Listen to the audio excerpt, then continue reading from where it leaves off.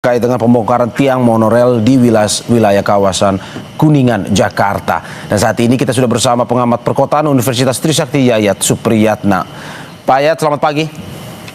Selamat pagi, Mas Mario. Terima kasih Pak Yayat sudah bergabung di Dialog Breaking News pada pagi hari ini terkait dengan pembongkaran tiang monorel. Tadi kita sudah dengar pernyataan dari Gubernur Pram dan juga mantan Gubernur Jakarta Sutioso, di mana ini adalah sebuah solusi yang kala itu tahun 2003 untuk mengatasi kemacetan kalau kata Pak Sutioso. Kalau dari pengamatan Anda, monorel tahun 2003 waktu itu Sutioso menjabarkan terkait dengan solusi ini, dan hingga saat ini pada akhirnya dibongkar oleh Gubernur Pram. Apa sebenarnya permasalahan yang pada akhirnya ini sebuah solusi yang bagus kalau menurut saya dari pernyataan dari mantan Gubernur Sutioso itu. Tapi kenapa pada akhirnya tidak dilanjutkan dan pada akhirnya dibongkar pada hari ini?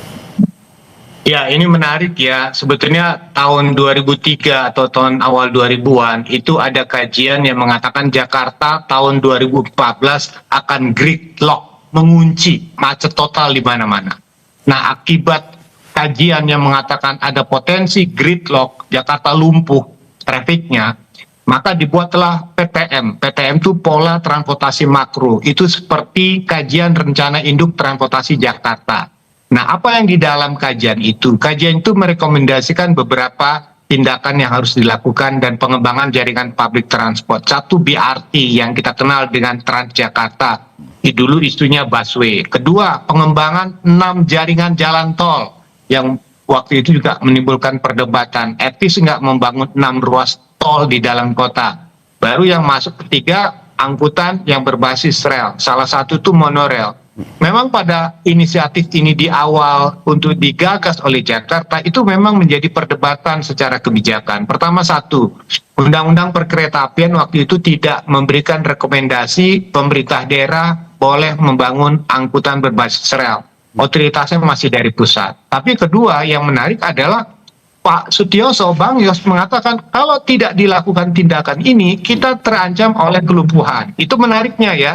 Beliau menyatakan kalau tidak melakukan 3 tindakan ini, misalnya BRT, tol, dan angkutan berbasis rel ini, otomatis Jakarta lumpuh. Nah, ketika sukses BRT, Transjakarta di launching tahun 2004, itu kan gemanya tuh luar biasa ya, betapa efeknya. Nah, saat yang bersamaan ada langkah percepatan yang dibuat oleh Bang Yos. Kita ingin membuat monorel, tetapi yang menjadi masalah seperti saya katakan tadi, ada perdebatan.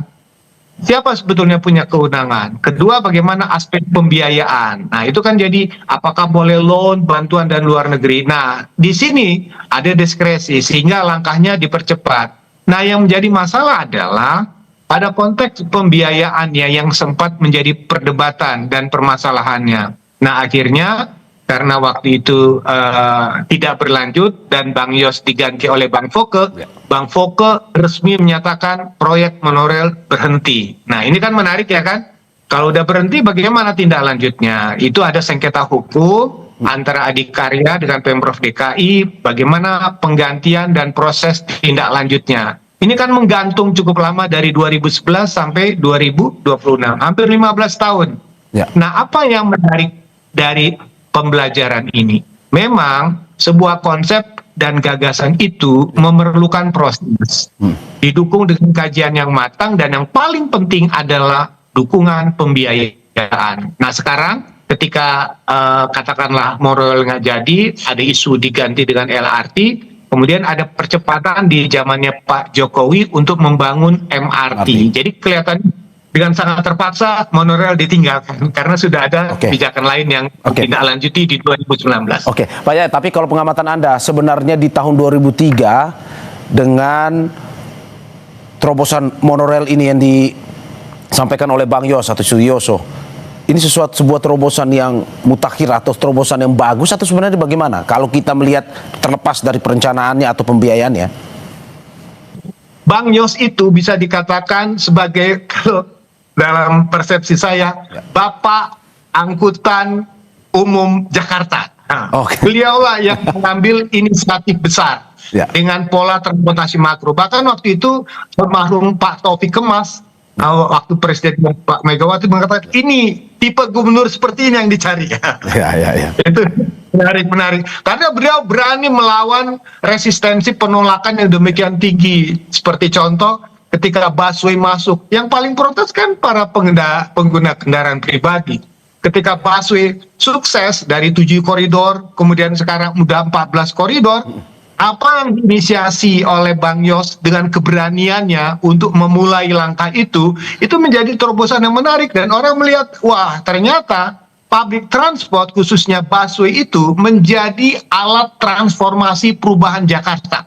Jadi orang menyaksikan bahwa ternyata kita mampu membangun satu ekosistem layanan yang bisa menggantikan pola angkutan sebelumnya.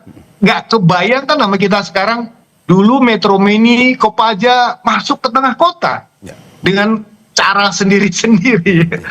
Sekarang hilang semuanya dan tergantikan dengan satu manajemen di bawah Transjakarta yang mengelola 14 koridor, kemudian ditambah dengan Jaklingko untuk membackup di dalamnya. Dan satu hal yang menarik, mengapa monorail ini atau angkutan berbasis rel ini menjadi angkutan utama? Karena untuk metropolitan Jakarta dan kota-kota besar lainnya, angkutan rel adalah tulang punggungnya. Itu yang paling kita belajar dari Jepang, dari Singapura, dari kota-kota lain. Angkutan massal berbasis rel itu yang paling optimal. Kenapa? Jumlah yang diangkut banyak, ketepatan waktunya lebih pasti, keamanan, kenyamanan, keselamatan lebih terjamin dibandingkan dengan angkutan yang berbasis jalan raya. Itu menjadi hal menarik ya. Maka monorail itu ditindaklanjuti. Jadi saya berani mengatakan Bang Yos adalah katakanlah pelopor perubahan layanan angkutan umum di Jakarta. Oke, Pak ya, tapi kalau misalkan memang ini bagus sebenarnya buat mengatasi kemacetan Jakarta, tapi pada akhirnya kenapa terkait dengan pembiayaan atau kebijakan itu tidak dilanjutkan di zaman Bang Foke kalau dari pengamat Anda? Tapi sebelum Pak Yayat menjawab, kita saksikan jeda berikut. Saudara, kita kembali bersama pengamat perkotaan Universitas Trisakti Yayat Supriyatna untuk membahas lebih jauh terkait dengan pembongkaran tiang monorail tersebut. Pak Yayat, saya lanjutkan pertanyaan saya tadi. Kenapa pada akhirnya menurut Pak Yayat bahwa ini bagus, sebuah solusi yang terobosan yang bagus lah untuk mengatasi kemacetan di tahun 2004, 2005. Tapi pada akhirnya kenapa tidak dilanjutkan di masa pemerintahan berikutnya? Ini masalahnya menarik. Pertama satu, ada konflik hukum ketika masa transisi ke Bang Yos ke Pak Foke.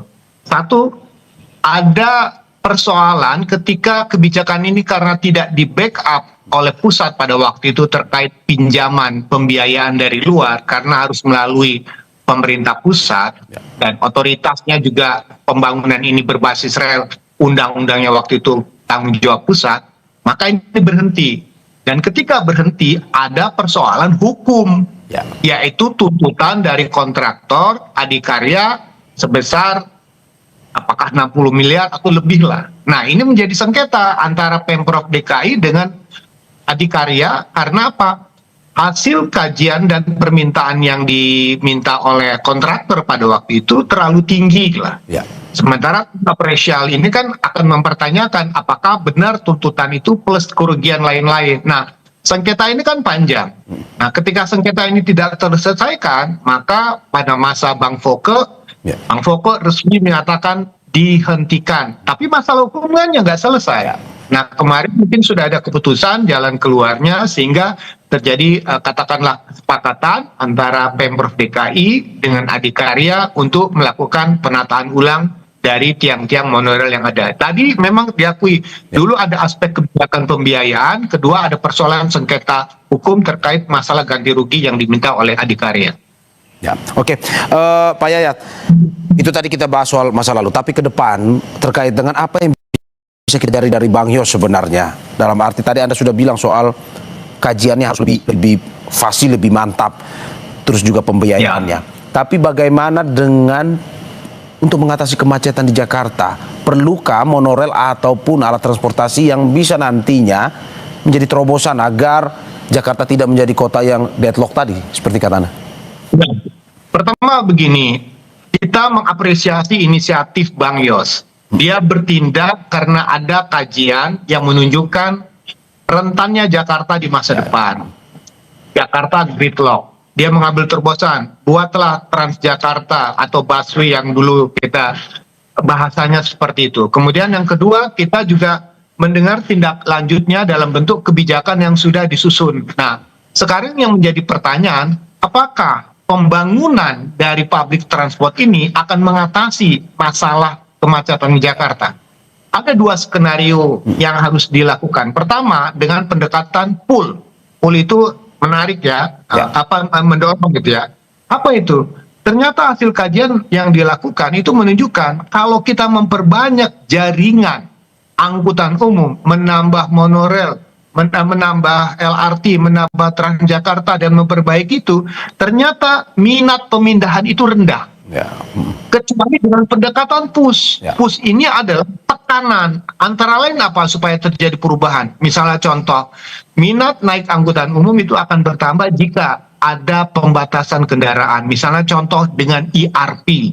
Jadi jalan-jalan utama Jakarta akan menjadi lancar jika ada tekanan jalan berbayar sebagai cara orang untuk mengajak berpindah. Kedua, dengan parkir tarif yang mahal. Ya kan? Kemudian pembatasan-pembatasan yang lain. Nah, Jakarta sebetulnya untuk mengarah ke sana itu sudah ada misalnya sekarang yaitu ganjil genap, tapi lemahnya satu. Ya, ya. Tidak jelas datanya. Kita nggak tahu hari ganjil, hari genap kok sama-sama macet gitu kan.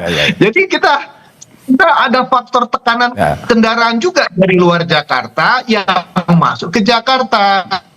Jadi masalah sekarang bagaimana sinergi kebijakan di dalam Jakarta dan di luar Jakarta itu bisa disinergikan. Salah satu misalnya inisiatif Mas Pramono untuk membuka jaringan Transjakarta sampai Bekasi, Bogor, Alam Sutra, PIK dan sebagainya. Itu skenario. Oke, Pak Yayat, singkat saja terakhir, apa yang mesti difungsikan setelah pembongkaran monorail ini?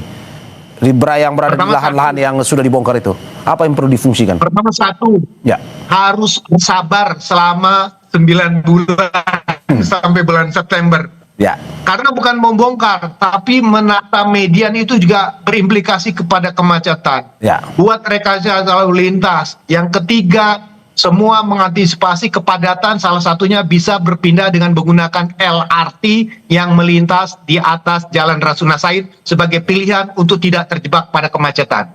Oke, terima kasih Yayat Supriyata, pengamat perkotaan Universitas Trisakti atas apa yang disampaikan. Semoga ini bisa memberikan masukan kepada Pemprov DKI Jakarta bagaimana mengintegrasikan moda transportasi untuk nantinya bisa mengatasi kemacetan yang memberikan manfaat positif bagi masyarakat Jakarta. Sekali lagi terima kasih Pak Yayat, sehat-sehat selalu.